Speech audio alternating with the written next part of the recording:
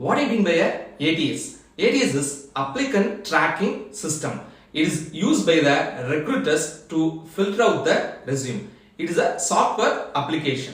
Every company is using this software to filter the candidate resumes. The recruiters take only 5 to 6 seconds to read a resume. For a day, they can see 100 to 200 resumes. So it is our main duty to impress them within that few seconds, make our resume to be more attractive than other candidates. Once you submit your resume, the ATS scans your resume and it provides a valid score. That score should be a good one so that it can be taken into a further considerations. The minimum cutoff score, it should be around 80 to 85%, and you should not do any spelling mistakes in your resume because it will decrease your score.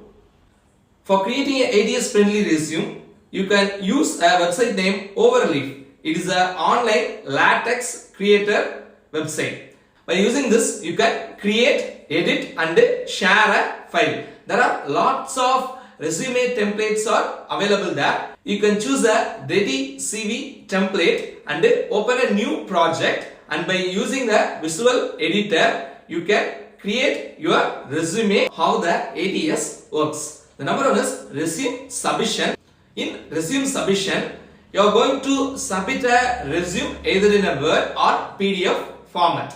In resume passing, once the resume is submitted, the ATS extracts the relevant information such as your contact details, your educational qualification, your skills, your projects, everything into a structured detailed format. In keyword matching, ATS scans the past resume for specific keywords and phrases that match the job description. Then the fourth one is ranking and filtering. Based on this previous details, the ATS assigns a score for your resume and rank them accordingly. So once they get hundreds of resume every day means it rank them accordingly. The fifth one is candidate database management.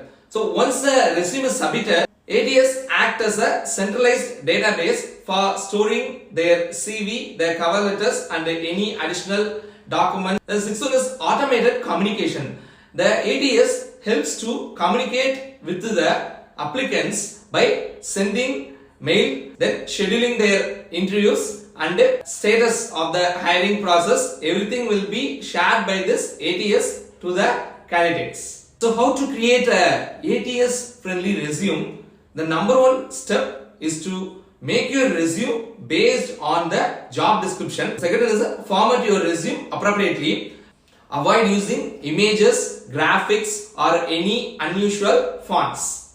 Third one is keep everything professional. So if you are using any email ID means keep that in a professional manner. Having any LinkedIn account means post some details in the LinkedIn accounts. Include skill section in your resume because the ATS is looking for the skills that matches the job description role. Don't lie anything in your resume. If you don't know any skills means don't mention that. If you are already known or if you are pursuing, don't mention anything like that. Then the sixth one is make a minimum of 2 pages resume only. So if you are a more experienced candidate means you can make a resume of more than 2 pages, or else you try to complete either in 1 or 2 pages. Now we can see how to write a resume. First, choose a simple format that is easy to read. Include your contact information such as your full name, your mobile phone number, your email ID and LinkedIn profile. And mention your target role. Don't mention marital status or your age etc. because that is not relevant to the job description. The third one is the professional summary.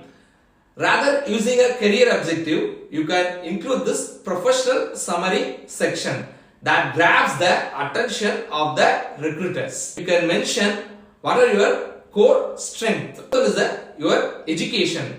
You can mention your education in a reverse chronological order.